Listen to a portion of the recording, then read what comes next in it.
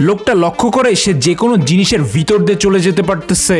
এমনটা তো তার সাথে আগে কোনোদিন হয়নি। তখনই সে দেখে যে অফিসে একটা জায়গায় তার ছবি টাঙিয়ে দেওয়া হয়েছে। সে বুঝতে পারে সে মারা গেছে। সে গিয়ে দেখে সবাই তার কবর দেওয়ার ব্যবস্থা করতেছে, অনেকে কান্নাকাটি পর্যন্ত করতেছে। লোকটার অনেক খারাপ লাগে, তার আত্মাটা এইদিক ওইদিক ঘুরে বেড়াতে থাকে রাস্তায়। সব গাড়িগুলো তাকে পার করে চলে যায় কিন্তু কোনো কিছুতে কিছু বাধে না। তখনই একটা ছেলে হঠাৎই তাকে দেখতে পায় এবং তার সাথে সে সাইকেলে করে ধাক্কা খায়। লোকটা এখানে অবাক হয়ে যায়, ছেলেটা তাকে কিভাবে দেখলো। লোকটা যখনই ছেলেকে জানায় সে মারা গেছে, তাকে সে ছাড়া কেউ দেখতে পারতেছে না, ছেলেটা অনেক ভয় পেয়ে যায়। ছেলেটা এখান থেকে পালানোর অনেক চেষ্টা করে লোকটা তার পিছনে পড়ে যায়। এক পর্যায়ে লোকটা বাসের ভিতর থেকে ছেলেটাকে ধরে নিয়ে যায়। ছেলেটার অনেক স্বপ্ন ছিল সে পাইলট হবে, আর যে লোকটা মারা গেছে মারা যাওয়ার আগে সেও নিজে পাইলট ছিল, যার কারণে সে এই ছেলেকে প্রশিক্ষণ দিতে থাকে কিভাবে প্লেন চালাতে হয়। মাত্র 2 মাস ট্রেনিং নেওয়ার পরে ছেলেটা প্লেন চালানো শিখে যায়।